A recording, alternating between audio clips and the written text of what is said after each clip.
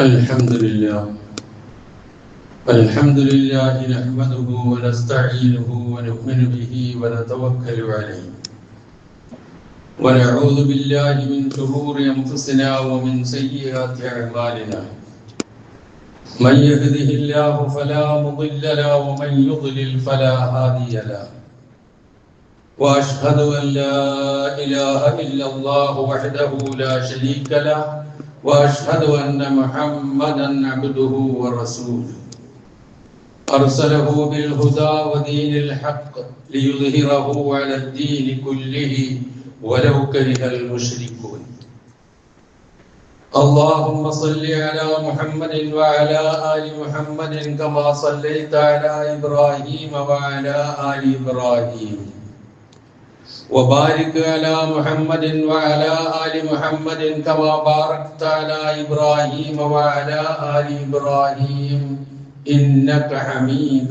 مجيد أما بعد فإن خير الكلام كلام الله وخير الهدي هدي محمد صلى الله عليه وسلم وشر الأمور محدثاتها وكل محدثة بدعة وكل بدعة ضلالة وكل ضلالة في النار يا أيها الذين آمنوا اتقوا الله حق تقاته ولا تموتن إلا وأنتم مسلمون أعوذ بالله من الشيطان الرجيم بسم الله الرحمن الرحيم فإذا قضيتم مناسككم فاذكروا الله كذكركم آباءكم أو أشد ذكرا فمن الناس من يقول ربنا آتنا في الدنيا وما له في الآخرة من خلاق ومنهم من يقول ربنا آتنا في الدنيا حسنة وفي الآخرة حسنة وقنا عذاب النار أولئك لهم نصيب مما كسبوا والله سريع الحساب واذكروا الله في أيام معدودات فمن تعجل في يومين فلا إثم عليه ومن تأخر فلا إثم عليه لمن اتقى واتقوا الله واعلموا أنكم إليه تحشرون സഹോദരന്മാരെ സഹോദരികളെ ജീവിതത്തിന്റെ എല്ലാ മേഖലകളിലും അല്ലാഹുവിനെ സൂക്ഷിച്ച് ജീവിക്കുവാൻ കൽപ്പിക്കപ്പെട്ടവരാണ് നാം ഓരോരുത്തരും എന്ന് ഉണർത്തുന്നു. ജീവിതത്തിലുടനീളം അല്ലാഹുവിനെ സൂക്ഷിച്ച് ജീവിക്കുന്ന മുത്തഖികളായി തീരുവാനും അതേ രൂപത്തിൽ തന്നെ ഈ ലോകത്തോട് വിട പറയുവാനും റഹ്മാനായ റബ്ബ് എന്നെയും നിങ്ങളെയും അനുഗ്രഹിക്കുമാറാകട്ടെ എന്ന് പ്രാർത്ഥിക്കുകയും ചെയ്യും. വിശുദ്ധ ഖുർആൻ സൂറത്തു തൗബയിലെ 200, 201, 202, 203 വചനങ്ങളാണ് ഞാൻ ഓതിക്കേൾപ്പിച്ചത്. പരിശുദ്ധ ഹജ്ജ് കർമ്മവുമായി ബന്ധപ്പെട്ട അതിന്റെ ഏറ്റവും അവസാന രൂപത്തിലേക്ക് വിരൽ ചൂണ്ടുന്ന വചനങ്ങളാണിവ. ഫഇദാ ഖളൈതും മനാസിക്കക്കും, നിങ്ങളുടെ ഹജ്ജിന്റെ കർമ്മങ്ങൾ നിങ്ങൾ നിർവഹിച്ചു കഴിഞ്ഞാൽ ഫദ്കുറുല്ലാഹ, അല്ലാഹുവിനെ നിങ്ങൾ പ്രകീർത്തിക്കുക. കദിക്രിക്കും ആബാഅക്കും, നിങ്ങളുടെ പിതാക്കന്മാരെ പ്രകീർത്തിക്കുന്നത് പോലെ. ഔ അശദ്ദ ദിക്റ, അല്ലെങ്കിൽ അതിനേക്കാൾ ശക്തിയായ പ്രകീർത്തനം. ഫമിനൻ നാസി, ജനങ്ങളിലുണ്ട് മൻ യഖൂലു, പറയുന്നവർ റബ്ബനാ ആതിനാ ഫിദ് ദുനിയ, ഞങ്ങളുടെ റബ്ബേ ഇഹലോകത്ത് ഞങ്ങൾക്ക് നീ നൽകണമേ. വമാ ലഹു ഫിൽ ആഖിറതി മിൻ ഖലാഖ്, അങ്ങനെ പറയുന്നവർക്ക് പരലോകത്ത് ഒരു ഓഹരിയും ഉണ്ടായിരിക്കുന്നതല്ല. വമിൻഹും, ആ ജനങ്ങളിലുണ്ട് മൻ യഖൂലു, പറയുന്നവർ റബ്ബനാ ആതിനാ ഫിദ് ദുനിയ ഹസന വഫിൽ ആഖിറതി ഹസന വഖിനാ അദാബന്നാർ, ഞങ്ങളുടെ നാഥ ഞങ്ങൾക്ക് നീ ഇഹലോകത്ത് നന്മ നൽകണമേ, പരലോകത്തും നന്മ നൽകണമേ, നരകശിക്ഷയിൽ നിന്ന് ഞങ്ങളെ നീ കാത്ത് രക്ഷിക്കുകയും ചെയ്യണമേ എന്ന് പറയുന്നവരും അവരിലുണ്ട്. ഉലൈക ലഹും നസീബും മിമ്മാ കസബു, അവർ എന്താണോ സമ്പാദിച്ചു വെച്ചിട്ടുള്ളത് ആ സമ്പാദിച്ചതിന്റെ ഏറ്റവും നല്ല ഓഹരി അവർക്ക് ലഭിക്കുക തന്നെ ചെയ്യും. വല്ലാഹു സരീഉൽ ഹിസാബ്, അല്ലാഹു വിചാരണ വേഗം നടത്തുന്നവനാകുന്നു. വദ്കുറുല്ലാഹ്, അല്ലാഹുവിനെ നിങ്ങൾ ഓർക്കുക. ഫി അയ്യാമിൻ മഅദൂദാത്തിൻ, എണ്ണപ്പെട്ട ദിവസങ്ങളിൽ. ഫമൻ തഅജ്ജല ഫി യൗമൈനി ഫലാ ഇസ്മ അലൈഹി, 2 ദിവസം മതിയാക്കി ധൃതിപ്പെട്ട് ആരെങ്കിലും പോവുകയാണെങ്കിൽ അവന്റെ മേൽ കുറ്റമില്ല. വമൻ തഅഖറ ഫലാ ഇസ്മ അലൈഹി ലിമൻ ഇത്തഖ, അടുത്ത ദിവസവും കൂടി അവിടെ പിന്തി നിന്ന് പോകുന്നവരാണെങ്കിൽ അവർക്കും കുറ്റമില്ല, പ്രത്യേകിച്ച് തഖ്വയിൽ അധിഷ്ഠിതമായ ജീവിതം നയിക്കുന്നവന്, അല്ലാഹുവിനെ സൂക്ഷിക്കുന്നവന്. വത്തഖുല്ലാഹ്, അല്ലാഹുവിനെ നിങ്ങൾ സൂക്ഷിക്കുക. വഅലമൂ, നിങ്ങൾ അറിയണം, അന്നകും ഇലൈഹി തുഹ്ശറൂൻ, തീർച്ചയായും നിങ്ങൾ അല്ലാഹുവിന്റെ അടുക്കലേക്ക് ഒരുമിച്ച് കൂട്ടപ്പെടുന്നവർ തന്നെയാകുന്നു എന്ന് നിങ്ങൾ അറിയുകയും ചെയ്യുക. ഇതാണ് ഈ വചനങ്ങളുടെ സാരം. ലോകത്തിന്റെ അഷ്ടദിക്കുകളിൽ നിന്ന് പരിശുദ്ധ ഹജ്ജ് കർമ്മം നിർവഹിക്കുവാൻ വേണ്ടി പരിശുദ്ധ മക്കയിലും പരിസരങ്ങളിലും എത്തിച്ചേർന്ന ഹാജിമാർ, അല്ലെങ്കിൽ നമ്മുടെയൊക്കെ സഹോദരീ സഹോദരന്മാർ, ഹജ്ജിന്റെ ഏറ്റവും പ്രധാനമായ അറഫ, മുസ്ദലിഫ, അതുപോലെ തന്നെ മിനയിൽ വന്ന് ആദ്യത്തെ കല്ലേറ്, അത് കഴിഞ്ഞ് ഇഫാദത്തിന്റെ തവാഫ്, പിന്നെ ഹജ്ജിനുള്ള സഈ, ഇതെല്ലാം കഴിഞ്ഞ് മിനയിൽ തിരിച്ചെത്തി മുടിയെടുത്ത് ഹദിയ ബലിമൃഗത്തെ കൊടുത്ത് അങ്ങനെ ഹജ്ജിന്റെ ഏറ്റവും പ്രധാന കർമ്മങ്ങളെല്ലാം ഭംഗിയാക്കിയിട്ട് അവരിപ്പോൾ മിനയിലാണ് ഉണ്ടാവുക. ഇനി ഹജ്ജിന്റെ യൗമുൻ നഹർ കഴിഞ്ഞാൽ 11, 12, 13 ദിവസങ്ങൾ, നമ്മൾ അയ്യാമുത്ത് തശ്രീഖ് എന്ന് വിശേഷിപ്പിക്കാറുള്ള ദിവസങ്ങൾ അവർ കഴിച്ചു കൂട്ടേണ്ടത് മിനയിലാണ്. ഇന്ന് അവർക്ക് ദുൽഹജ്ജ് 12 നമുക്ക് 11. അപ്പൊ ഈ 12 ദിവസമായി 12ാമത്തെ ദിവസമായതുകൊണ്ട് ഇന്നലത്തെ ഏറ് കഴിഞ്ഞ് അവർ മിനയിൽ താമസിച്ച് ഇന്നത്തെ ഏറും കഴിഞ്ഞതിന് ശേഷം അവിടെ താമസിച്ച് നാളത്തെ ഏറും കഴിഞ്ഞ് തിരിച്ചു പോകുന്നവരുണ്ട്.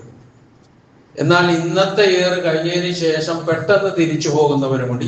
ഈ നിയമം എല്ലാം കൂടിയാണ് ഈ വചനത്തിൽ ഉൾക്കൊള്ളിച്ചിട്ടുള്ളത്, ഈ വചനങ്ങൾ ഉൾക്കൊണ്ടിട്ടുള്ളത്. 2 ദിവസം ധൃതിപ്പെട്ടു പോവുകയാണെങ്കിൽ കുറ്റമില്ല എന്ന് പറഞ്ഞു. അടുത്ത ദിവസവും കൂടി നിൽക്കുന്നവർക്കും കുറ്റമില്ല, അത് തഖ്വയുള്ളവർക്കാണെന്ന് പറഞ്ഞു. അപ്പൊ ഏറ്റവും സൂക്ഷ്മത എന്ന് പറയുന്നത് 3 ദിവസവും അവിടെ ജംറകളിൽ എറിഞ്ഞ് അവസാനിച്ചു പോവുക എന്നുള്ളത് തന്നെയാണ്. മുഹമ്മദ് മുസ്തഫ റസൂൽ കരീം സല്ലല്ലാഹു അലൈഹി വസല്ലമ ആദ്യവും അവസാനവുമായി ചെയ്ത ഹജ്ജിൽ 3 ദിവസവും അവിടെ നിന്ന് ഏറെ കഴിഞ്ഞതിന് ശേഷമാണ് പ്രവാചകൻ പോന്നത്. എന്നാൽ പ്രവാചകന്റെ അനുയായികളോടൊപ്പം ഹജ്ജിനുണ്ടായിരുന്ന ചിലർക്ക് ധൃതിപ്പെട്ട് പോരേണ്ടി വന്നപ്പോൾ 2ാമത്തെ ദിവസം അതിനുള്ള അനുവാദം അവർക്ക് ലഭിക്കുകയും ചെയ്തു. ഇതാണ് ഇവിടെ പരാമർശിച്ചിട്ടുള്ള ഏറ്റവും അവസാനത്തെ വചനത്തിൽ പരാമർശിച്ചിട്ടുള്ള കാര്യം. അത് ഞാൻ ആദ്യം പറഞ്ഞത് അയ്യാമുത്ത് തശ്രീഖിന്റെ ദിവസങ്ങളിലാണ്. ദുൽഹജ്ജ് 11, 12, 13 ദിവസങ്ങൾക്കാണ് അയ്യാമുത്ത് തശ്രീഖ് എന്ന് പറയുക. അള്ളാഹുവിന്റെ ദിവസങ്ങളിൽ ഏറ്റവും മഹത്തായ ദിവസം യൗമുൻ നഹറാണെന്നും, അഥവാ ഇന്നലെ നമ്മൾ പെരുന്നാൾ ആഘോഷിച്ച ദിവസം, മെനഞ്ഞാന്ന് നമ്മുടെ ഹജ്ജിന് പോയ സുഹൃത്തുക്കൾ പെരുന്നാൾ ആഘോഷിച്ച ദിവസം. പിന്നെ പറയുന്നത് അതിനടുത്ത് ഏറ്റവും ശ്രേഷ്ഠമായ യൗമുൽ ഖർറ് എന്നാണ്. ഖർറ് എന്ന് പറഞ്ഞാൽ ദുൽഹജ്ജ് 11 എന്നാണ് വിശദീകരിക്കപ്പെടുന്നത്. ഇപ്പൊ ദുൽഹജ്ജ് 10, 11, 12, 13 എല്ലാം ഏറെ ശ്രേഷ്ഠതയുള്ള ദിവസമാണ്. ഈ ദിവസങ്ങളിൽ ഹജ്ജിന് പോയ ആളുകളെ സംബന്ധിച്ചിടത്തോളം ജംറത്തുൽ സുഹറയിലും ജംറത്തുൽ വുസ്തയിലും ജംറത്തുൽ കുബ്രയിലും 7 കല്ലുകൾ വീതം എറിയുക, പ്രാർത്ഥിക്കുക, എന്നിട്ട് അവർ താമസിക്കുന്ന ടെന്റുകളിൽ അള്ളാഹുവിനെ ഓർത്ത് കഴിച്ചു കൂട്ടുക. ഇതാണ് അവർക്ക് ചെയ്യാനുള്ളത്. ഈ അള്ളാഹുവിനെ പ്രകീർത്തിച്ച് അവനെ ഓർത്ത് കഴിച്ചു കൂട്ടുക എന്നതും അതോടൊപ്പം തന്നെ അള്ളാഹുവിനോട് ചോദിക്കേണ്ടത് എങ്ങനെയാണ് എന്നതുമാണ് ആദ്യത്തെ 2 വചനങ്ങളുടെ പരാമർശം. എന്ന് പറഞ്ഞാൽ ഖുറൈശികൾക്ക് ഒരു സ്വഭാവം ഉണ്ടായിരുന്നു. അവർ ഹജ്ജ് ചെയ്തിരുന്നു എന്ന് നമുക്കറിയാം. അവർ കഅബ തവാഫ് ചെയ്തിരുന്നു, പക്ഷെ നഗ്നമായിട്ടാണ് അവർ തവാഫ് ചെയ്തിരുന്നത്. അവര് ബലിമൃഗത്തെ നൽകിയിരുന്നു. ബലിയറുത്ത് കൊടുത്തിരുന്നു. പക്ഷെ ആ ബലിമൃഗത്തിന്റെ രക്തവും അതിന്റെ മാംസത്തിന്റെ ഭാഗവും ഒക്കെ കൊണ്ടുപോയി കഅബയുടെ ഭിത്തിയിൽ ഒട്ടിക്കലായിരുന്നു അവരുടെ പണി, തേച്ചു പിടിപ്പിക്കലായിരുന്നു അവരുടെ പണി. എന്നിട്ട് കഅബ നഗ്നമായി തവാഫ് ചെയ്യലായി. അതൊക്കെ അവസാനിപ്പിച്ചുകൊണ്ട് ഹജ്ജിന്റെ സമ്പൂർണമായ രൂപം എങ്ങനെയാണ് എന്ന് നബി സല്ലല്ലാഹു അലൈഹി വസല്ലമ പഠിപ്പിച്ചു കൊടുത്തതാണ് ദുൽഹജ്ജ് 10 പ്രവാചകൻ ചെയ്ത ഹജ്ജ്. ആ ഹജ്ജാണ് ഇപ്പോൾ മുസ്ലിം ലോകത്തുള്ള ആളുകൾ അവിടെ എത്തുന്നത്. ലക്ഷക്കണക്കിന് ആളുകൾ അവിടെ എത്തും. ഇപ്പൊ ഈ പ്രാവശ്യത്തെ കണക്കനുസരിച്ച് 162 രാജ്യങ്ങളിൽ നിന്നായി ഏതാണ്ട് 18 ലക്ഷം പേർ ഹജ്ജ് ചെയ്തിട്ടുണ്ട് എന്നാണ് കണക്ക്. ഈ 18 ലക്ഷം പേരിൽ 1,70,75,000 ഹാജിമാർ ഇന്ത്യയിൽ നിന്ന് പോയവരാണ്. ആ ഇന്ത്യയിൽ നിന്ന് പോയവരിൽ നമ്മുടെ നാട്ടിൽ നിന്ന്, കേരളത്തിൽ നിന്ന് പോയവർ 18,000 പേരാണ്. നിങ്ങളൊന്ന് ഓർത്തു നോക്കുക, ഈ 18 ലക്ഷം പേർ ശുഭ്ര വസ്ത്രധാരികളായി വെള്ള വസ്ത്രം ധരിച്ചുകൊണ്ട്, തലയുടെ കറുപ്പുണ്ടെങ്കിൽ അത് മാത്രം എടുത്തു കാണിക്കുന്ന രൂപത്തിൽ പരിശുദ്ധ അറഫയിൽ ആ 18 ലക്ഷം പേരും ഒരുമിച്ചെത്തുന്ന സ്ഥലം അറഫയാണ്. എന്തായിരിക്കും ആ കാഴ്ച? ഒന്ന് ആലോചിച്ചു നോക്ക്. നമ്മൾ ലോകത്ത് ഇതുപോലൊരു കാഴ്ച വേറെ എവിടെയും നമുക്ക് കാണാൻ കഴിയില്ല. പിന്നെ കാണാൻ കഴിയുക മഹ്ശറിൽ മാത്രം. ഒരു മിനി മഹ്ശറാണ് അത് ശരിക്കും പറഞ്ഞാൽ. മിനി മഹ്ശറിൽ ഒരു വ്യത്യാസമുണ്ട്. എന്താണ്? എല്ലാവരും, ആർക്കും ഉടയാടകളൊന്നും ഉണ്ടാവില്ല. പൂർണ്ണ നഗ്നരായിട്ടായിരിക്കും പരലോകത്തെത്തുക. ഇത് ഒന്ന് ഉടുക്കാനും ഒന്ന് ചുറ്റി പുതയ്ക്കാനും ഉണ്ട്. വലിയ സാദൃശ്യമുണ്ടാവും മഹ്ശറയും അറഫയും തമ്മിൽ, മുസ്ദലിഫയും ഒക്കെ തമ്മിൽ. ഇതിലേക്ക് ഞാൻ കടന്നു പോവുകയല്ല, നമുക്ക് ചിന്തിക്കാനുണ്ട് ഏറെ. അപ്പൊ ഇങ്ങനെ ആ അറഫയിൽ ഹജ്ജിന്റെ പ്രധാന 10 ദിവസത്തെ കർമ്മങ്ങൾ കഴിഞ്ഞതിന് ശേഷം ഖുറൈശികൾ മിനയിൽ തമ്പടിച്ചാൽ അന്ന് അവർ ചെയ്തിരുന്നത്, അവിടെ ഒരുമിച്ച് കൂടിയിരുന്നു കൊണ്ട് അവരുടെ പൂർവ്വ പിതാക്കന്മാരുടെ ധീരതയെ സംബന്ധിച്ച്, ആ പൂർവ്വ പിതാക്കന്മാർ ഓടിച്ചിരുന്ന കുതിരകളുടെ ഭംഗിയെ സംബന്ധിച്ച്, സൗന്ദര്യത്തെ സംബന്ധിച്ച് ഇങ്ങനെ പരസ്പരം കുടുംബ മഹിമയും ഗോത്ര മഹിമയും പറഞ്ഞ് ഇങ്ങനെ മത്സരിക്കുക എന്നുള്ള സ്വഭാവമായിരുന്നു അവർ ചെയ്തിരുന്നത്. അതേപോലെ തന്നെ മറ്റൊന്ന് അവർ ചെയ്തിരുന്നത്, ഓരോ ഗോത്രത്തിലെയും അറിയപ്പെടുന്ന കവികൾ അവരുടെ ഗോത്രത്തെ കുറിച്ച് മറ്റു ഗോത്രത്തെ അവഹേളിച്ചുകൊണ്ടും കവിതകൾ ഉണ്ടാക്കി പാടുക. എന്നിട്ട് ഏറ്റവും നല്ല ഗോത്രത്തെ പ്രശംസിച്ച് നന്നായി പാടുന്ന കവിക്ക് സമ്മാനങ്ങൾ കൊടുക്കുക, വലിയ വിലപിടിപ്പുള്ള ഒട്ടകങ്ങൾ കൊടുക്കുക. ഇതൊക്കെയാണ് മിനയിൽ ഖുറൈശികൾ 3 ദിവസം കഴിച്ചുകൂട്ടിയപ്പോൾ ചെയ്തിരുന്നത്. ഇതല്ല ചെയ്യേണ്ടതെന്ന് പറഞ്ഞുകൊണ്ട് പഠിപ്പിച്ചതാണ് ആദ്യത്തെ വചനം. നിങ്ങളുടെ ഹജ്ജിന്റെ കർമ്മങ്ങൾ നിറവേറ്റി കഴിഞ്ഞാൽ നിങ്ങൾ നിങ്ങളുടെ അള്ളാഹുവിനെയാണ് പ്രകീർത്തിക്കേണ്ടത്. ഏതുപോലെ നിങ്ങൾ ഇപ്പോൾ പ്രകീർത്തിച്ചുകൊണ്ടിരിക്കുന്നത് നിങ്ങളുടെ പിതാക്കന്മാരെയാണ്. നിങ്ങളുടെ പിതാക്കന്മാരെ പ്രകീർത്തിക്കുന്നതിന് പോലെയോ അല്ലെങ്കിൽ അതിലും ശക്തമായ നിലയിലോ ഈ ദിവസങ്ങളിൽ നിങ്ങൾ പ്രകീർത്തിക്കേണ്ടതും ഓർക്കേണ്ടതും അള്ളാഹുവിനെയാണ് എന്നവരെ ഓർമ്മിപ്പിക്കുന്നു.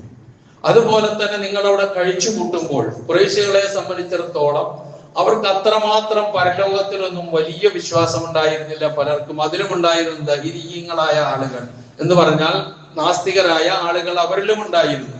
അവർക്കതൊന്നും ഒരു പ്രശ്നമല്ല. അപ്പൊ അവരെന്ത് ചെയ്യും? അവർക്കാകെ വേണ്ടത് ഈ ലോകത്തെ നന്മയാണ്. ഈ ലോകത്ത് അനുഗ്രഹം വേണം, ഈ ലോകത്ത് നല്ല ജീവിതം വേണം, ഈ ലോകത്ത് നല്ല സമ്പത്ത് വേണം, ഈ ലോകത്ത് കച്ചവടം നന്നായിരിക്കണം. ഇങ്ങനെയുള്ള കാര്യങ്ങൾ എടുത്തു പറഞ്ഞ് ചോദിക്കുക എന്നുള്ളത് അവരുടെ സ്വഭാവമായിരുന്നു. എന്നാൽ അവരിൽ ഉണ്ടായിരുന്ന വിശ്വാസികളായ മതബോധമുണ്ടായിരുന്ന ആളുകൾ പോലും പറഞ്ഞിരുന്ന ഒരു കാര്യമുണ്ട്. എന്ത്? ഇഹത്തിലും പരത്തിലും നന്മ വേണം, നരകശിക്ഷയിൽ നിന്ന് മോചനം വേണം എന്ന് പ്രാർത്ഥിക്കുന്നവരുണ്ട്. അതിനെ അടിവരയിട്ടുകൊണ്ട് വിശുദ്ധ ഖുർആൻ വമിൻഹും മയ്യഖൂൽ, അവരിൽ പറയുന്നവരുണ്ട് എന്ത്? റബ്ബനാ ആതിനാ ഫിദ്ദുനിയാ ഹസന വഫിൽ ആഖിറതി ഹസനതൻ വഖിനാ അദാബന്നാർ. നമ്മെ സംബന്ധിച്ചിടത്തോളം നമ്മുടെ ജീവിതത്തിന്റെ ആത്യന്തിക ലക്ഷ്യമാണ് ആ 3 കാര്യങ്ങൾ. ഒന്ന്, ഈ ലോകത്ത് ജീവിച്ചു കൊണ്ടിരിക്കുന്നിടത്തോളം കാലം നമുക്ക് എന്ത് വേണം? നമുക്ക് നന്മ വേണം, നല്ല അവസരം വേണം, ആരോഗ്യമുണ്ടാകണം, ജീവിച്ചു പോകാനുള്ള സാഹചര്യങ്ങൾ ഉണ്ടാകണം, കയറിക്കിടക്കാൻ ഒരു വീടുണ്ടാകണം, ഇങ്ങനെ വിദ്യാഭ്യാസം, ഇങ്ങനെ തൊഴിലുണ്ടാകണം, ജോലി ഉണ്ടാകണം, ഉദ്യോഗം ഉണ്ടാകണം എന്നിങ്ങനെയുള്ള നന്മകൾ അത് ചോദിക്കുന്നതിന് യാതൊരു വിരോധവുമില്ല. ചോദിച്ചുകൊണ്ടേയിരിക്കുക. ചോദിച്ചുകൊണ്ടിരുന്നാളെ കിട്ടുകയുമുള്ളൂ. അതേസമയം അതിൽ പരിമിതപ്പെടുത്താൻ പാടില്ല. ഒരു വിശ്വാസിക്ക് തൊട്ടടുത്ത ശ്വാസത്തിൽ അവൻ പറയേണ്ടത് വഫിൽ ആഖിറത്തി ഹസന, പരലോകത്ത് നന്മ വേണമെന്ന്. ഇഹലോകത്ത് വേണം, പരലോകത്തും വേണം. മൂന്നാമത് ആവശ്യപ്പെടുന്നത് എന്താ? പരലോകത്തുള്ള നന്മ എന്ന് പറഞ്ഞാൽ ഏറ്റവും പ്രധാനമായിട്ടുള്ളത് നരകശിക്ഷയിൽ നിന്ന് കഴിച്ചിലാവുക, മുക്തരാവുക എന്നുള്ളതാണ്. അതുകൊണ്ടാണ് വഖിനാ അദാബന്നാർ എന്ന് പറഞ്ഞുകൊണ്ട് അത് അവസാനിപ്പിക്കുന്നത്. ഈ പ്രാർത്ഥന നബി സല്ലല്ലാഹു അലൈഹി വസല്ലം കാന അക്സറു ദുആഇ റസൂലില്ലാഹി സല്ലല്ലാഹു അലൈഹി വസല്ലം, നബി സല്ലല്ലാഹു അലൈഹി വസല്ലമയുടെ പ്രാർത്ഥനകളിൽ ഏറ്റവും കൂടുതൽ അധികരിപ്പിച്ചിരുന്ന പ്രാർത്ഥന ഈ റബ്ബനാ ആതിനാ ഫിദ്ദുനിയാ ഹസനത്തൻ വഫിൽ ആഖിറതി ഹസനത്തൻ വഖിനാ അദാബന്നാർ എന്ന പ്രാർത്ഥനയായിരുന്നു എന്ന് പ്രവാചകന്റെ ചര്യ പറയുന്നിടത്തൊക്കെ നമുക്ക് കാണാൻ കഴിയും. നമ്മളും ഇതിനൊരു പ്രാമുഖ്യം നൽകേണ്ടവരാണ്, നൽകുന്നില്ലെങ്കിൽ. കാരണം ഇപ്പൊ നമുക്കറിയാം, ഹജ്ജ് വേളയിൽ തവാഫിന്റെ സന്ദർഭത്തിൽ ഹജറുൽ അസ്വദിന്റെയും റുക്നുൽ യമാനിയുടെയും ഇടയിൽ കാര്യമായി പ്രാർത്ഥിക്കാൻ നബി സല്ലല്ലാഹു അലൈഹി വസല്ലം പഠിപ്പിച്ച ഒരേ ഒരു പ്രാർത്ഥന റബ്ബനാ ആതിനാ ഫിദ്ദുനിയാ ഹസനത്തൻ വഫിൽ ആഖിറതി ഹസനത്തൻ വഖിനാ അദാബന്നാർ എന്നതാണ്. കാരണം എന്താ? അത്രയും ഭാഗം പ്രാർത്ഥനയ്ക്ക് ഉത്തരം കിട്ടുന്ന സ്ഥലമാണ്.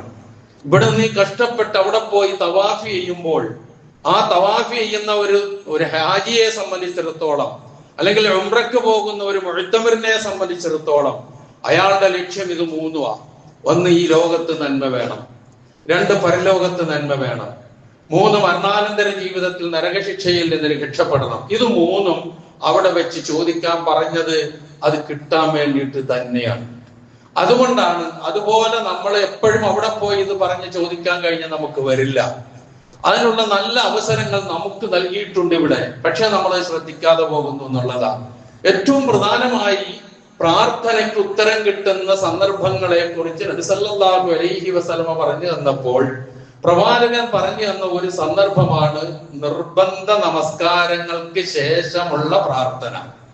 എന്നുവെച്ചപ്പോ ളുഹർ കഴിഞ്ഞ്, അസ്ർ കഴിഞ്ഞ്, ജുമുഅ കഴിഞ്ഞ്, മഗ്രിബ് കഴിഞ്ഞ്, ഇശാ കഴിഞ്ഞ്, സുബഹി കഴിഞ്ഞ് ആ സന്ദർഭമൊക്കെ പ്രാർത്ഥനയ്ക്ക് ഉത്തരം കിട്ടുന്നതാണെന്ന് പഠിപ്പിച്ചിട്ടുണ്ട്.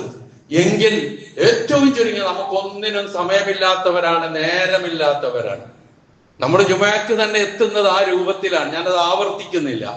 അപ്പൊ നമ്മള് അത് കഴിഞ്ഞ ഏറ്റവും ചുരുങ്ങിയത് ആ ഫർദ് നമസ്കാരത്തിന് ശേഷമുള്ള ചെറിയ ചെറിയ ദിക്റുകളും തഹ്ലീലുകളും തസ്ബീഹുകളും ഉൾക്കൊണ്ടുകൊണ്ട് പറഞ്ഞുകൊണ്ട് ഇതെങ്കിലും ഒന്ന് ഹൃദയത്തിൽ തട്ടി പടച്ചവനോടൊന്ന് പറയാം. നമ്മളൊക്കെ റബ്ബനാ ആതിനാ ഫിദ്ദുനിയാ ഹസനത്തൻ വഫിൽ ആഖിറതി ഹസനത്തൻ വഖിനാ അദാബൻ എല്ലാം ഉണ്ട് അതിൽ. അതാണ് അതിന്റെ പ്രാധാന്യത്തെ കുറിച്ച് ഇവിടെ എടുത്തു പറയാനുണ്ടായ കാരണം എന്ന് നാം തിരിച്ചറിയുക. അപ്പൊ ആ പ്രാർത്ഥനയ്ക്ക് വലിയ പ്രാധാന്യമുണ്ട്. അങ്ങനെ തന്നെയായിരിക്കണം ചോദിക്കേണ്ടത്.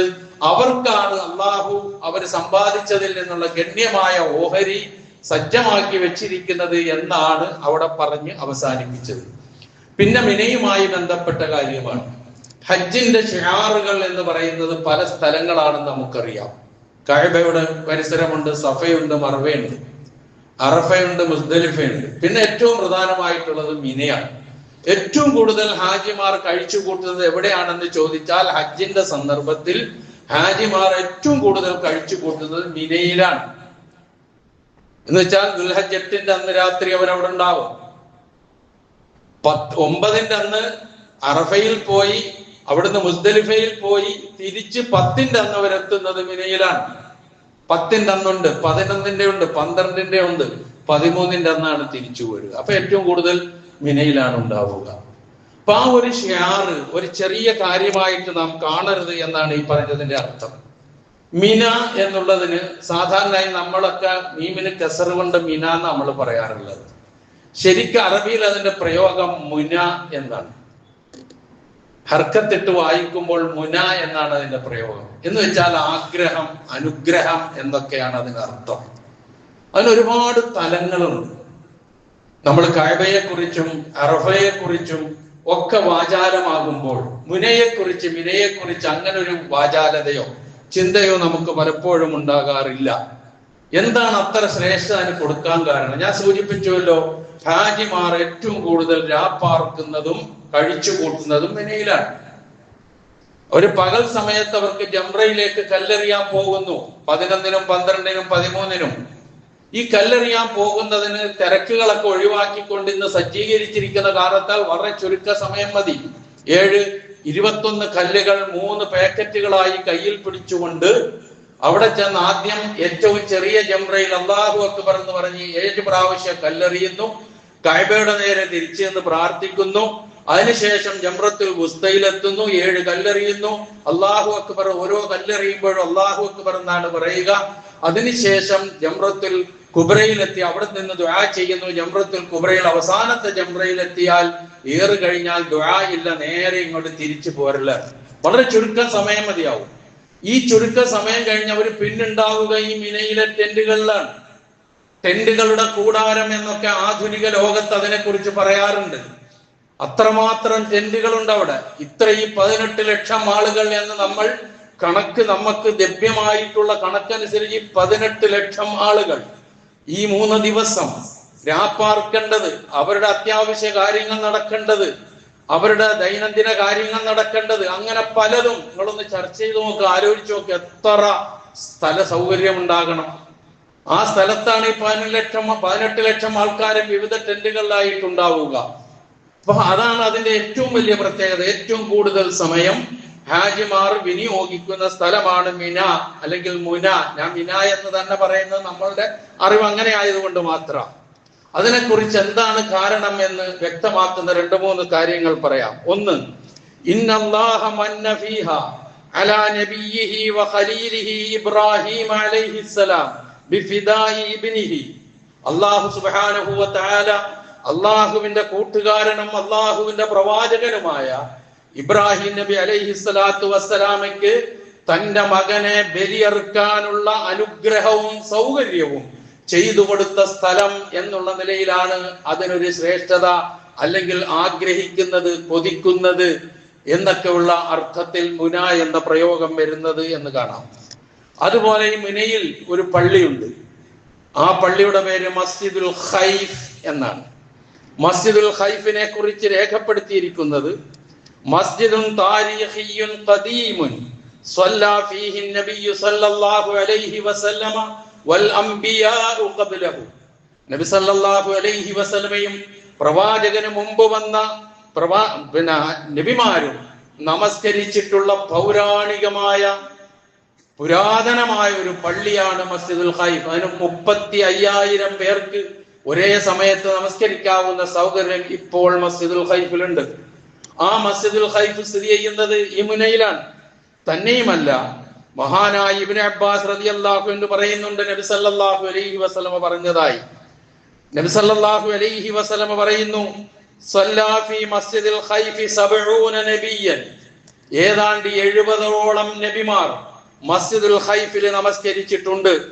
മിൻഹും മൂസ അലൈഹിസ്സലാത്തു വസ്സലാം. അവരിൽ മൂസ നബിയും ഉണ്ടായിരുന്നു.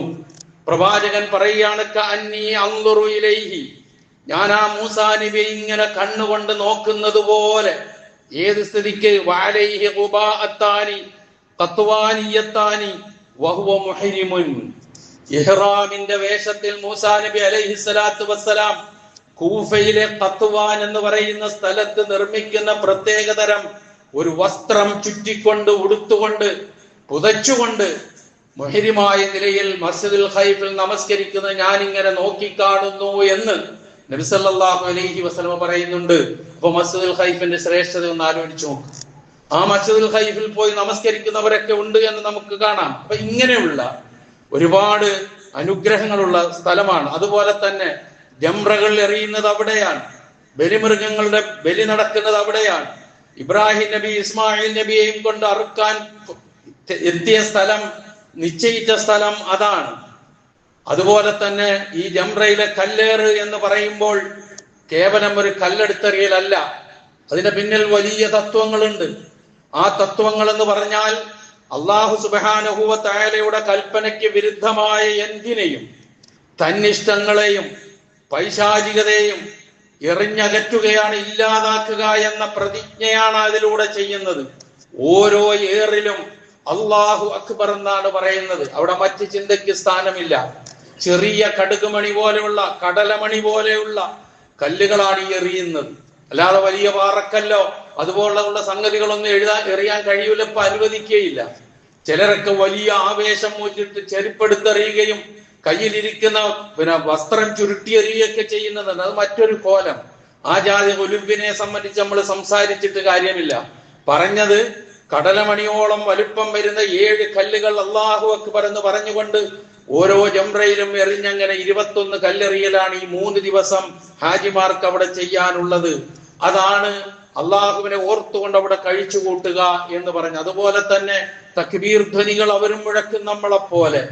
ഇപ്പൊ നമ്മൾ മുനയിലേക്ക് ജംറയിലേക്ക് കല്ലെറിയാൻ പോകുമ്പോൾ ഗ്രൂപ്പായിട്ട് നമ്മൾ പോകുന്ന സന്ദർഭത്തില് നല്ല ഇമ്പത്തില് മനസ്സിൽ തട്ടിക്കൊണ്ട് അല്ലാഹു അക്ബർ അല്ലാഹു അക്ബർ പറഞ്ഞുകൊണ്ടാണ് എല്ലാവരും പോവുക. അതൊരു വല്ലാത്ത പോക്കാണ്. ഇതൊക്കെ ഹജ്ജിനല്ലാതെ വേറെ ഒന്നിനാ നമുക്ക് കാണാൻ കഴിയുക. അള്ളാഹുവിന്റെ ഏകത്വവും അവന്റെ മഹത്വവും അവന്റെ മഹാത്മ്യവും മനുഷ്യർ ഏത് കോലത്തിലുള്ളവനായിരുന്നാലും, ഏത് ലോകത്തുള്ളവനായിരുന്നാലും, ഏത് പദവിയിലുള്ളവനായിരുന്നാലും, വെളുത്തവനായാലും കറുത്തവനായാലും ആരായാലും ശരി, വെറും മനുഷ്യനാണ് ഞാൻ എന്ന് സ്വന്തം വിളിച്ചറിയിച്ചുകൊണ്ട് പോകുന്ന ആ പോക്കുണ്ടല്ലോ, അത് ഹജ്ജിലല്ലാതെ വേറെ ഒന്നിലും നമുക്ക് കാണാൻ കഴിയില്ല. അപ്പൊ ഇങ്ങനെയുള്ള ഒരുപാട് ചരിത്രങ്ങൾ ഉറങ്ങുന്ന പ്രദേശമാണ് മിന. അതുപോലെ തന്നെ മിനയിൽ മറ്റൊരു പ്രത്യേക സ്ഥലമുണ്ട്. അത് മുസ്ദലിഫയുടെയും മിനയുടെയും ഇടയിലുള്ള ഒരു സ്ഥലമാണ്. അത് പ്രത്യേകിച്ച് അടയാളപ്പെടുത്തി മാറ്റി വെച്ചിട്ടുണ്ട്. അവിടെ ആരും പോവുകയില്ല, അവിടെ ഇരിക്കുകയില്ല. അതിന്റെ മുകളിൽ ടെന്റും ഇല്ല. അത് ഒഴിവാക്കിക്കൊണ്ടിരിക്കുകയാണ്. ആ സ്ഥലത്തിന്റെ പേര് വാദി മുഹസ്സർ എന്നാണ്. വാദി മുഹസ്സർ എന്ന് പറയുന്നത് അള്ളാഹുവിന്റെ കഠിനമായ ശിക്ഷ ഇറങ്ങിയ ഒരു സ്ഥലമാണ്.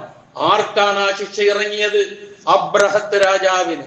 അള്ളാഹുവിന്റെ കഅബ ബൈത്തുൽ അതീഖ് തകർക്കാൻ വേണ്ടി ഇറങ്ങിത്തിരിച്ച ആനപ്പടയുമായി വന്ന അബ്രഹത്തിനെ മുട്ടുകുത്തിച്ച, താഴ്ത്തി നശിപ്പിച്ചു കളഞ്ഞ സ്ഥലം അതാണ്. അതും ഈ മിനയിൽ തന്നെയാണ്. വാദി മുഹസ്സർ എന്നാണ് അതിന്റെ പേര്. അതാണ് സൂറത്തുൽ ഫീൽ. അലം തറ കൈഫ ഫഅല റബ്ബുക ബിഅസ്ഹാബിൽ ഫീൽ അലം യജ്അൽ കൈദഹും ഫീ തദ്ലീൽ വഅർസല അലൈഹിം തൈറൻ അബാബീൽ തർമീഹിം ബിഹിജാറത്തിൻ മിൻ സിജ്ജീൽ ഫജഅലഹും കഅസ്ഫിൻ മഅകൂൽ. അല്ലാഹുവിന്റെ ശിക്ഷ ഇറങ്ങിയ സ്ഥലം. എന്തിനേ വന്നത്? പടച്ചവന്റെ ബൈത്തുൽ അതീഖ് തകർക്കാൻ, അള്ളാഹുവിന്റെ ഗേഹത്തെ തകർക്കാൻ. അതിനാണ് പുറപ്പാട്. അബ്ദുൽ മുത്തലിബാണ് അതിന്റെ കസ്റ്റോഡിയൻ. അബ്ദുൽ മുത്തലിബിന്റെ ഒട്ടകങ്ങളെ പിടിച്ചു വെച്ചിരുന്നു. ആരാണ് നിങ്ങളുടെ കസ്റ്റോഡിയൻ എന്ന് അന്വേഷിച്ചപ്പോൾ അബ്രഹത്തിന്റെ അടുക്കലേക്ക് അബ്ദുൽ മുത്തലിബാണെന്ന് പറഞ്ഞു. അബ്ദുൽ മുത്തലിബായ ആശയവിനിമയം നടത്തണമെന്ന് പറഞ്ഞു. അബ്ദുൽ മുത്തലിബ് ചെന്നു, ആശയവിനിമയം നടത്തി. എന്താണ് ആശയവിനിമയം? ഞാൻ ഈ കഅബ പൊളിക്കാൻ വന്നിരിക്കുകയാണ്, കണ്ടില്ലേ ആനപ്പട. ഖുറൈശികൾക്ക് ഒരു പരിചയവുമുള്ള സൈന്യമല്ല ആനപ്പട. അതുകൊണ്ട് അവർക്ക് അതിനെ നേരിടാനുള്ള ധൈര്യമില്ല. എന്ത് സംഭവിക്കുമെന്നറിയില്ല. അങ്ങനെ അബ്ദുൽ മുത്തലിബിനോട് പറഞ്ഞു, നിങ്ങളുടെ ഈ കഅബ തകർക്കാനാണ് ഞാൻ വന്നത് എന്ന് പറഞ്ഞപ്പോൾ അബ്ദുൽ മുത്തലിബിന്റെ ഒരു വാചകമുണ്ട്. ഇന്നത്തെ മുസ്ലിം സമൂഹം, ഞാനും നിങ്ങളും ഒക്കെ ഓർക്കേണ്ട വാക്ക്. അബ്ദുൽ മുത്തലിബ് പ്രവാചകന്റെ പിതാമഹനാണ് എന്ന് നിങ്ങൾക്ക് എല്ലാവർക്കും അറിയാം. പ്രവാചകന്റെ റിസാലത്തിന് മുമ്പ്, ലാ ഇലാഹ ഇല്ലല്ലയുടെ ദഅവത്തിന് മുമ്പ് മരിച്ചുപോയ വ്യക്തിയാണ് എന്ന് നിങ്ങൾക്കറിയാം. പക്ഷേ അബ്ദുൽ മുത്തലിബിന് ഒരു ഈമാൻ ഉണ്ടായിരുന്നു. ആ ഈമാനാണ് ഇന്ന് എനിക്കും നിങ്ങൾക്കും ഇല്ലാതെ പോയത്. മുസ്ലിം ഉമ്മത്തിന് ഇല്ലാതെ പോയത്, മുസ്ലിം സമൂഹത്തിന് നഷ്ടപ്പെട്ടു പോയത്. അബ്ദുൽ മുത്തലിബ് പറഞ്ഞ വാക്ക് എന്താണെന്നറിയുമോ? അന റബ്ബുൽ ഇബിൽ വഇന്ന ലിഹാദൽ ബൈത്തി റബ്ബൻ ഗൈരി. ഞാൻ ഈ ഒട്ടകത്തിന്റെ ഉടമസ്ഥനാണ്. ആ ഒട്ടകത്തെ ഇങ്ങ് തന്നേക്ക്. വഇന്ന ലിഹാദൽ ബൈത്തി റബ്ബൻ ഗൈരി. ഈ ഭവനത്തിന് ഞാനല്ലാത്ത ഒരു റബ്ബുണ്ട്. ഫസയംനഉഹു. അവൻ അതിനെ പ്രതിരോധിച്ചുകൊള്ളും. എന്തൊരു ആർജവത്തോടു കൂടിയുള്ള മറുപടിയാണ്. ഈ ഈമാൻ ഇന്ന് നമുക്കുണ്ടോ? മുസ്ലിം ലോകത്തിനുണ്ടോ? മുസ്ലിം രാജ്യങ്ങൾ എന്ന് പറയുന്നവർക്കുണ്ടോ? എല്ലാറ്റിന്റെ മുമ്പിലും പകച്ചു നിൽക്കാനല്ലാതെ കഴിയുന്നുണ്ടോ? എല്ലാറ്റിന്റെ മുമ്പിലും അന്തം വിട്ടു നിൽക്കാനല്ലാതെ സാധിക്കുന്നുണ്ടോ? അബ്ദുൽ മുത്തലിബിന്റെ ഈമാനെങ്കിലും മുസ്ലിം ഉമ്മത്തിനുണ്ടായിരുന്നു എങ്കിൽ ഈ ഗതികേടിലേക്കൊന്നും ഒരുപാട് ഉമ്മത്ത് എത്തിപ്പെടുമായിരുന്നില്ല എന്ന് മാത്രം വൈകാരികമായി ഞാൻ സൂചിപ്പിച്ചു കൊള്ളട്ടെ, സാന്ദർഭികമായി ഉണർത്തുന്നു എന്ന് മാത്രം. ആ കഅബ അള്ളാഹു സംരക്ഷിച്ചു. ആര് പറഞ്ഞ പോലെ, അബ്ദുൽ മുത്തലിബ് പറഞ്ഞതുപോലെ ഒരു ഇഷ്ടികയ്ക്കൊരു കോട്ടം സംഭവിച്ചില്ല. ആരാണോ തകർക്കാൻ വന്നത് അവർ തകർന്നു. തരിപ്പണമായി ചവച്ച് കൂട്ടപ്പെട്ട വൈക്കോൽ കൂന പോലെ എന്ന് വിശുദ്ധ ഖുർആൻ പറഞ്ഞെടുത്തേക്കെത്തി. ആ രൂപത്തിൽ അള്ളാഹു ശിക്ഷിച്ച പ്രദേശം, കഅബയെ അള്ളാഹു രക്ഷിച്ച സ്ഥലം, അതാണ് വാദി മുഹസ്സർ എന്ന് പറയുന്നത്. അതും ഈ മിനയുമായി ബന്ധപ്പെട്ടതാണ് എന്ന് നാം തിരിച്ചറിയുക. അപ്പൊ മിന എന്ന് പറയുന്നത് ഹാജിമാർ ഒരുമിച്ച് കൂടുന്ന ഈ 11, 12, 13 അയ്യാമുത്തെ ശരീരത്തിന്റെ ദിവസങ്ങളിൽ ഹാജിമാർ ഒരുമിച്ച് കൂടുന്ന, കഴിച്ചു കൂട്ടുന്ന മിന എന്ന് പറയുന്നത് ചരിത്രത്തിൽ അള്ളാഹുവിന്റെ ഏറ്റവും വലിയ ചിഹ്നമാണ്, അള്ളാഹുവിന്റെ ഏറ്റവും വലിയ ശിആറാണ്.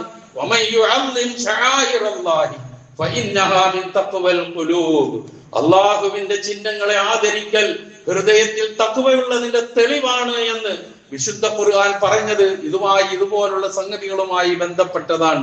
സഹോദരങ്ങളെ, അത്ര പവിത്രമാണ് ആ സ്ഥലങ്ങൾ. ആ പവിത്രതയാണ് നമ്മൾ ഉൾക്കൊണ്ടുകൊണ്ട് നമ്മളും ഈ 11, 12, 13 ദിവസങ്ങളെ കുറിച്ച് നബി സല്ലല്ലാഹു അലൈഹി വസല്ലം പറഞ്ഞത് എന്താ? അയ്യാമു അഖിലിൻ വശുർബിൻ വദിക്രിൻ, അല്ലാഹുവിനെ ഓർക്കുകയും തിന്നുകയും കുടിക്കുകയും ചെയ്യുന്ന ദിവസങ്ങളാകുന്നു അയ്യാമു തശ്രീഖ്, 11, 12, 13 ദിവസങ്ങൾ. അന്ന് നോമ്പ് പോലും ഹറാമാണ്. ഈ 11, 12, 13, അതുപോലെ തന്നെ 10 യൗമുൻ നഹറിന്റെ പെരുന്നാളിന് പിന്നെ നോമ്പിന്റെ കാര്യം ചിന്തിച്ചുകൂടാ. ബാക്കി അവശേഷിക്കുന്ന ഈ 11, 12, 13 നമ്മൾ എന്തുകൊണ്ടാണ് അള്ളാഹുവിനെ വാഴ്ത്തിക്കൊണ്ട് തക്ബീർ ചൊല്ലിക്കൊണ്ട് നമസ്കാരങ്ങൾക്ക് ശേഷമൊക്കെ ഒറ്റയ്ക്ക് നമസ്കരിച്ചാലും ജമാഅത്തായിട്ട് നമസ്കരിച്ചാലും ഈ ഒരു ചിഹ്നത്തോടുള്ള, ഈ ഒരു ശിആറിനോടുള്ള ആ തഖ്വയിൽ അധിഷ്ഠിതമായ മനസ്സിന്റെ ബഹിർപ്രകടനമാണ് എന്ന് നാം തിരിച്ചറിയുക. ആ നിലയിലായിരിക്കണം ഈ അയ്യാമു തശ്രീഖിന്റെ ദിവസങ്ങളെ നാം കാണേണ്ടതും മനസ്സിലാക്കേണ്ടതും ഉൾക്കൊള്ളേണ്ടതും ജീവിതത്തിൽ പകർത്താൻ ശ്രമിക്കുകയും ചെയ്യേണ്ടത്.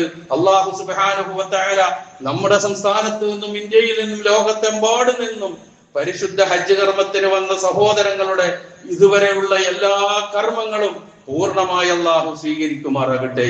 അവശേഷിക്കുന്ന കർമ്മങ്ങളും സ്വീകരിച്ചുകൊണ്ട് പൂർണ്ണ ആരോഗ്യത്തോടെ സന്തോഷത്തോടെ അവരവരുടെ വീടുകളിലേക്ക് തിരിച്ചെത്താൻ അവർക്ക് അല്ലാഹു തൗഫീഖ് നൽകുമാറാകട്ടെ. ഈ നിമിഷം വരെ ഒരനിഷ്ട സംഭവവും കേൾക്കാൻ അല്ലാഹു ഇട നൽകിയിട്ടില്ല. ഇനിയും ഒന്നും കേൾക്കാൻ ഇടവരാതെ എല്ലാവരും സുഖത്തോടെ സന്തോഷത്തോടെ ഹജ്ജിന്റെ എല്ലാ പ്രതിഫലവും ആർജിച്ചുകൊണ്ട്, പ്രതിഫലം നേടിയെടുത്തുകൊണ്ട് നവജാത ശിശുക്കളെ പോലെ സ്വർഗം കൈവെള്ളയിൽ വെച്ചുകൊണ്ട് അവരവരുടെ വീടുകളിലേക്ക് മടങ്ങുന്ന ഒരവസ്ഥ ഉണ്ടാകാൻ അല്ലാഹു തൗഫീഖ് നൽകുമാറാകട്ടെ.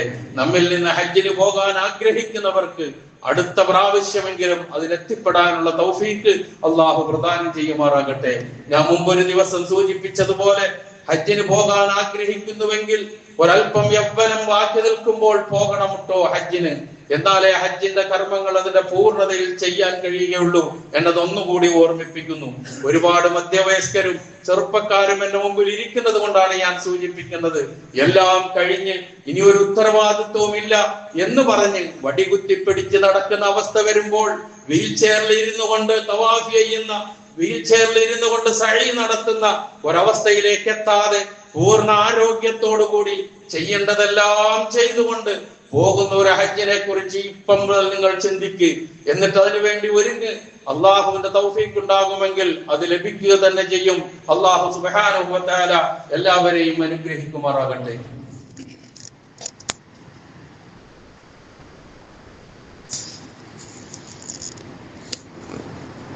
അൽഹംദുലില്ലാഹ് الذي هدانا لهذا وما كنا لنهتدي لولا أن هدانا الله والصلاة والسلام على أشرف الأنبياء والمرسلين وعلى آله وصحبه ومن تبعهم بإحسان إلى يوم الدين أما بعد اتقوا الله عباد الله. ഒരിക്കൽ കൂടി അള്ളാഹുവിന്റെ ആജ്ഞാനുവർത്തികളായി ജീവിക്കുവാൻ ഞാൻ ഉണർത്തുന്നു. ഹജ്ജുമായി ബന്ധപ്പെട്ട കർമ്മങ്ങളുമെല്ലാം ഖലീലുല്ലാഹി ഇബ്രാഹിം നബി അലൈഹി സ്വലാത്തു വസ്സലാമയും കുടുംബവുമായി ബന്ധപ്പെട്ടതാണെന്ന് അറിഞ്ഞുകൂടാത്ത ആരും നമ്മിൽ ഉണ്ടാവില്ല. തന്നെയുമല്ല, ഇബ്രാഹിം നബി അലൈഹി സ്വലാത്തു വസ്സലാമയുടെ പേര് ഉച്ചരിക്കാതെ ഒരു വിശ്വാസിക്ക് അവന്റെ നിർബന്ധ നമസ്കാരം പൂർത്തിയാക്കാനാവില്ല. ആരെങ്കിലും മരിച്ച് ജനാസയായി നമ്മുടെ മുമ്പിൽ വെക്കപ്പെട്ടു കഴിഞ്ഞാൽ ആ ജനാസ നമസ്കാരം സ്വീകരിക്കണമെങ്കിൽ ഇബ്രാഹിം നബി അലൈഹി സ്വലാത്തു വസ്സലാമയുടെ പേര് പറഞ്ഞ് പ്രാർത്ഥിക്കാൻ കഴിയില്ല.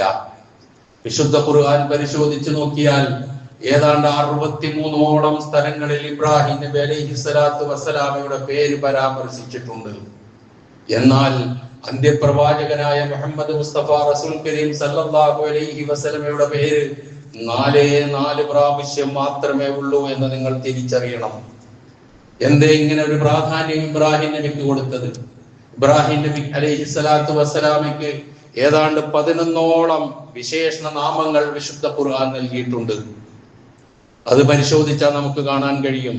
ഹനീഫ്, ഖലീലുള്ള, മുസ്ലിം, അവ്വാഹ്, ഹലീം, മുനീബ്, ഇമാമുൽ ലിന്നാസ് എന്ന് തുടങ്ങിയിട്ടുള്ള ഒരുപാട് പ്രയോഗങ്ങൾ, ഏതാണ്ട് 11ലധികം വിശേഷണങ്ങൾ ഇബ്രാഹിം നബി അലൈഹി സ്വലാത്തു വസ്സലാമയെ കുറിച്ച് ഖുർആനിലുണ്ട്.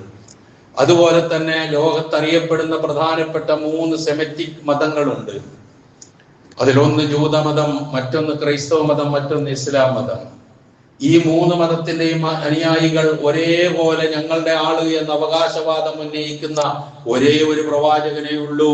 അത് ഇബ്രാഹിം നബി അലൈഹി സ്വലാത്തു വസ്സലാമയാണ്. ഇബ്രാഹിം നബി ഞങ്ങളുടെ ആളാണ് എന്ന് ജൂതന്മാർ പറയുന്നു. അബ്രഹാം ഞങ്ങളുടെ ആളാണെന്ന് ക്രൈസ്തവ സഹോദരങ്ങൾ പറയുന്നു. വിശുദ്ധ ഖുർആൻ ഇതെല്ലാം വിശകലനം ചെയ്തുകൊണ്ട് ഒരൊറ്റ വാചകത്തിൽ ഇതിനൊക്കെ മറുപടി പറയുന്നുണ്ട്. മാകാന ഇബ്രാഹിം യഹൂദിയൻ വലാ നസ്റാനിയൻ വലാകിൻ കാന ഹനീഫൻ മുസ്ലിമൻ വമാ കാന മിനൽ മുശ്രിക്കീൻ. മുസ്ലിമീങ്ങളുടെ അല്ലാത്ത, ഇസ്ലാമിന്റേതല്ലാത്ത എല്ലാവരുടെയും വാദഗതികൾ ഒറ്റ വാക്കുകൊണ്ട് അല്ലാഹു തകർത്ത് കളഞ്ഞു. ഇബ്രാഹിം ജൂതനായിരുന്നില്ല, ഇബ്രാഹിം ക്രൈസ്തവനായിരുന്നില്ല. അദ്ദേഹം ഹനീഫായിരുന്നു, ഇർജുവായ മനസ്സിന്റെ ഉടമയായിരുന്നു, മുസ്ലിമായിരുന്നു, അള്ളാഹുവിന് സർവ്വതും സമർപ്പിക്കുന്നവനായിരുന്നു. അദ്ദേഹം മുശ്രിക്കീങ്ങളിൽപ്പെട്ടവനായിരുന്നില്ല എന്ന് പറഞ്ഞതിന് ശേഷം ഇബ്രാഹിം നബിയോട് ആരാണ് ഏറ്റവും അവകാശപ്പെട്ടത്? ഒന്ന് മുഹമ്മദ് നബി സല്ലല്ലാഹു അലൈഹി വസല്ലമയും മറ്റൊന്ന് മുഹമ്മദ് നബിയെ പിൻപറ്റി ജീവിക്കുന്ന ആളുകളുമാണ് എന്നും വിശുദ്ധ ഖുർആൻ പറഞ്ഞു വെക്കുന്നുണ്ട്. അപ്പൊ ഈ ഇബ്രാഹിം നബിയെ പിൻപറ്റുക എത്രയോ സ്ഥലങ്ങൾ ഖുർആൻ പറഞ്ഞു. പ്രവാചകനോട് നേരിട്ട് പറഞ്ഞു, അനിത്തബിഉ മില്ലത്ത ഇബ്രാഹിം, ഇബ്രാഹിമിന്റെ മില്ലത്ത് നീ പിൻപറ്റണം. നമ്മളോട് പറഞ്ഞു, അനിത്തബിഉ മില്ലത്ത ഇബ്രാഹിം, ഇബ്രാഹിമിന്റെ മില്ലത്ത് നിങ്ങൾ പിൻപറ്റണം എന്ന് പറഞ്ഞു. തന്നെയുമല്ല, നമ്മള് നമസ്കാരത്തിൽ കൈകെട്ടി കഴിഞ്ഞതിന് ശേഷം വജ്ജഹത്തു ഓതാറില്ലേ? ഈ വജ്ജഹത്തു അതിന്റെ പൂർണ്ണമായ രൂപത്തിൽ സൂറത്തുൽ അൻആമിലുണ്ട്. അൻആം എടുത്തൊന്ന് പരിശോധിച്ചു നോക്ക്. ആദ്യം വമാന മിനൽ മുശ്രിക്കീൻ എന്ന് വരുന്നത് വരെയുണ്ട്. രണ്ടാമത് വാന അവ്വലുൽ മുസ്ലിമീൻ എന്ന് പറയുന്ന ഭാഗം വരെ രണ്ടാമതും കാണാം. ആയത്തിന്റെ എണ്ണം ഞാനൊന്ന് പറഞ്ഞു തരാം. പിന്നെ 79ാമത്തെ ആയത്തിലാണ് വജ്ജഹ്തു വജ്ഹിയ ലില്ലദീ ഫതറസ് സമാവാതി വൽ അർദ ഹനീഫൻ മുസ്ലിമൻ വമാ അന മിനൽ മുശ്രിക്കീൻ എന്ന പ്രയോഗമുള്ളത്. അതേപോലെ തന്നെ അൻആമിലെ 162ാമത്തെ വചനത്തിലാണ് ബാക്കി ഇന്ന സലാത്തി വ നുസുക്കി വ മഹിയായ, ഇതൊക്കെ സൂറത്തുൽ അൻആമിലുണ്ട്. ഇതൊക്കെ നമ്മളൊന്ന് ആലോചിച്ച് നോക്കണം. അത്ര ബന്ധം ഇബ്രാഹിം നബി അലൈഹി സ്വലാത്തു വസ്സലാമയുമുണ്ട്. സംശുദ്ധമായ കുറ്റമറ്റ തൗഹീദിന്റെ ലാ ഇലാഹ ഇല്ലല്ലാഹ് എന്ന പരിശുദ്ധ കലിമത്ത് തൗഹീദിന്റെ വാഹകനും അങ്ങേയറ്റം അതിനുവേണ്ടി കഷ്ടപ്പാട് അനുഭവിച്ചതുമായ ആളാണ്. മറ്റു പരീക്ഷണങ്ങൾ ഒരുപാടുണ്ട്. കഴിഞ്ഞ ദിവസം പെരുന്നാൾ ഖുതുബയിൽ സൂചിപ്പിച്ചതാണ്. ഏതായിരുന്നാലും ശരി, ഇന്ന് അത് തന്നെയുമല്ല, ഇബ്രാഹിം നബി അലൈഹി സ്വലാത്തു വസ്സലാമെ ഒരു ഉമ്മത്ത് എന്ന് വിശേഷിപ്പിച്ചിട്ടുണ്ട്. ഉമ്മത്ത് എന്ന് പറഞ്ഞാൽ സമുദായം എന്നാണ് അർത്ഥം.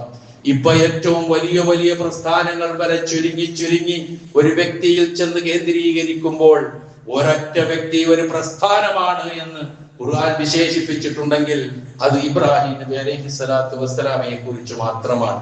അതുകൊണ്ട് ആ ഇബ്രാഹിമിന്റെ മില്ലത്താണ് നാം പിൻപറ്റുന്നത്. ഇബ്രാഹിം നബി അലൈഹി സ്വലാത്തു വസ്സലാമയുടെ മില്ലത്താണ് ഉലഹിയ്യത്ത്. അതാണ് കഴിഞ്ഞ ദിവസം നാം നടത്തിയത്. കഴിയാത്തവർ ഇന്ന് നടത്തുന്നത്, അതിനും കഴിയാത്തവർ നാളെ നടത്തുന്നത്, അതൊക്കെ ഖിയാമത്തെ ശരീഅത്തിന്റെ ദിവസങ്ങൾ കഴിയുന്നത് വരെ ആകാം. ഏറ്റവും ശ്രേഷ്ഠമായത് യൗമുൻ നഹറിന്റെ അന്ന് തന്നെ ആവുക എന്നുള്ളത് ഏറ്റവും ശ്രേഷ്ഠമായ കാര്യമാണ്. അതുകൊണ്ടാണ് ഇബ്രാഹിം നബിയെ കുറിച്ച് ഇത്രമാത്രം പറഞ്ഞു തന്നതിന് ശേഷം ഖുർആൻ ഒരു ചോദ്യം ചോദിക്കുന്നുണ്ട്.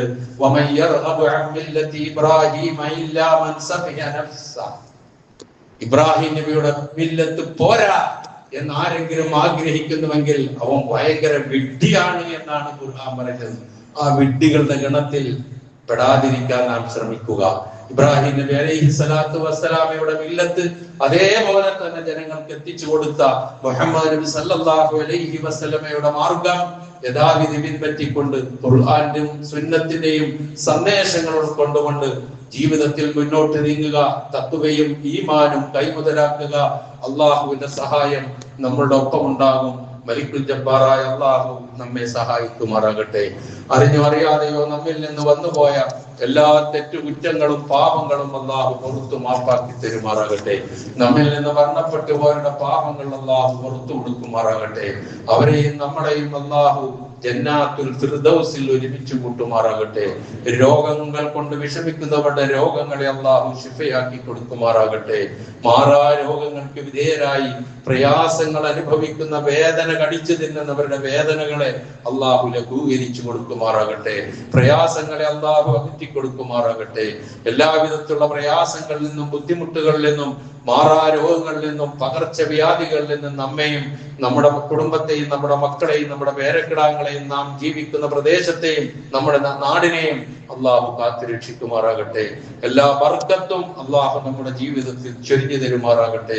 സർവോപരി ഇസ്ലാമിനും മുസ്ലിം ഉമ്മത്തിനും അള്ളാഹു ഇസ്സത്തിനെ പ്രദാനം ചെയ്യുമാറാകട്ടെ. അള്ളാഹു മഗ്ഫിർ ലിൽ മുഅ്മിനീന വൽ മുഅ്മിനാത്ത് വൽ മുസ്ലിമീന വൽ മുസ്ലിമാത്ത് അൽ അഹ്യാഇ മിൻഹും വൽ അംവാത്ത് إنك مجيب الدعوات ويا قاضي الحاجات. اللهم أجرنا من النار، اللهم أجرنا من النار، اللهم أجرنا من النار. ربنا اغفر لنا ولإخواننا الذين سبقونا بالإيمان ولا تجعل في قلوبنا غلا للذين آمنوا ربنا إنك رؤوف رحيم. ربنا آتنا في الدنيا حسنة وفي الآخرة حسنة وقنا عذاب النار.